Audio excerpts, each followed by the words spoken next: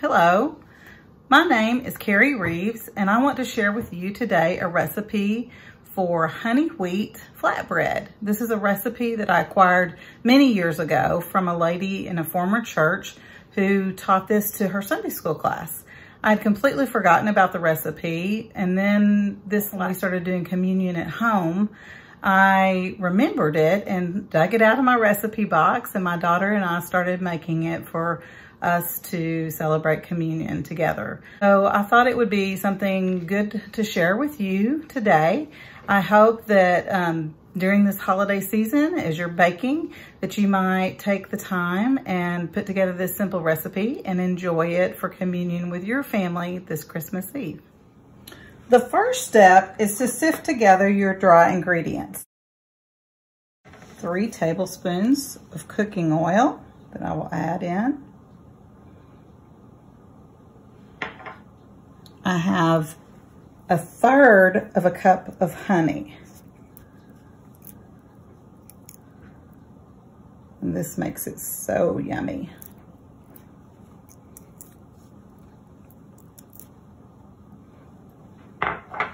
And the last item is a cup of water. And you just want to mix this all together until everything is moist, till all the dry ingredients are moist.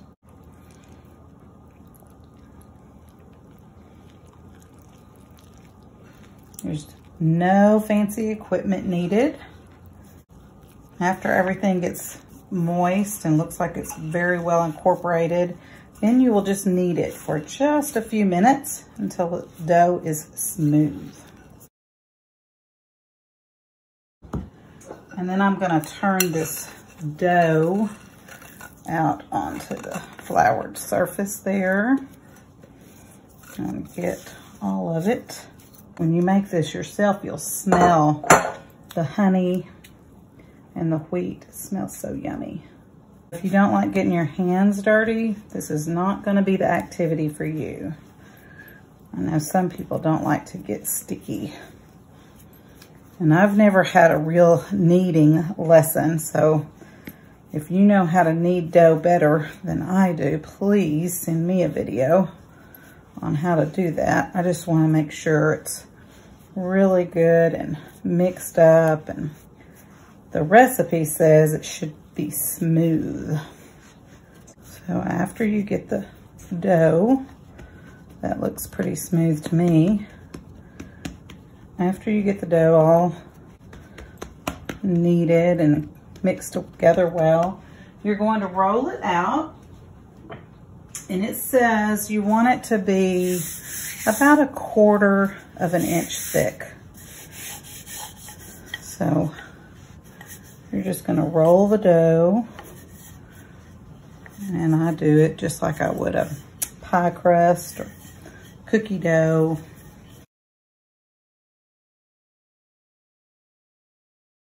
Now, the next step is to cut it into the circles of your choice.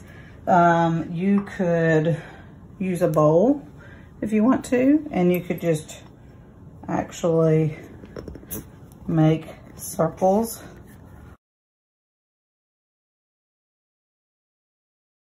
I actually have a cookie cutter or a small pie cutter that I like to use for that, but I just wanted you to see that you could just use a regular bowl.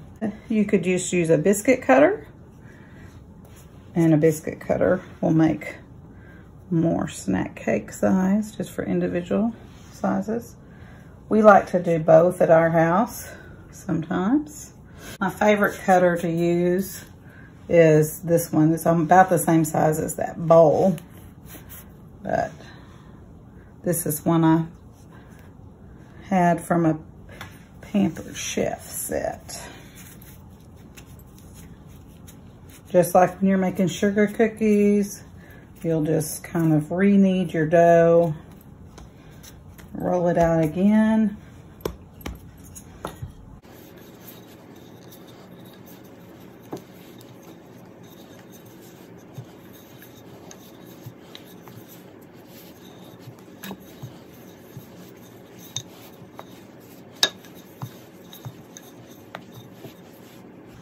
And then you'll cut out more shapes.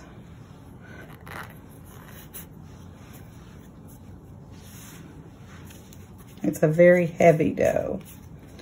The recipe says to put these on an ungreased cookie sheet to bake. I like to put them on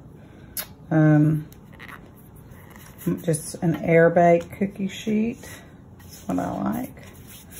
But we have all of our dough cut out. And next step is to take a sharp knife, score a cross on it. So I'm going to take a sharp knife and I'm going to make just a cross. You do not want to cut all the way through. And now these are ready to put on a cookie sheet.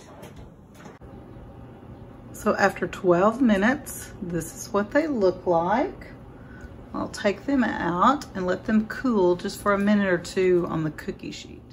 After they cool on the cookie sheet for just a few minutes after they're out of the oven, I will transfer them to a wire rack. So the final step is, if you choose, is just to brush a little bit of oil on them or melted butter. And you can see some of mine, the crosses, came out lovely and some of them did not.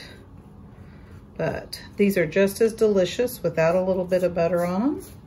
So if you're trying to reduce the amount of extra fat in your diet, feel free to omit this portion. Once these have cooled completely, I like to wrap them in plastic wrap and I store them in freezer bags in my freezer. And then I can just take one out the night before. We're gonna have communion service on a Saturday night. I can take one out and just leave it on the counter and it's ready for us to use the next morning. Sometimes I bake these the morning of the day that we're having a communion service because it doesn't take too long to make them.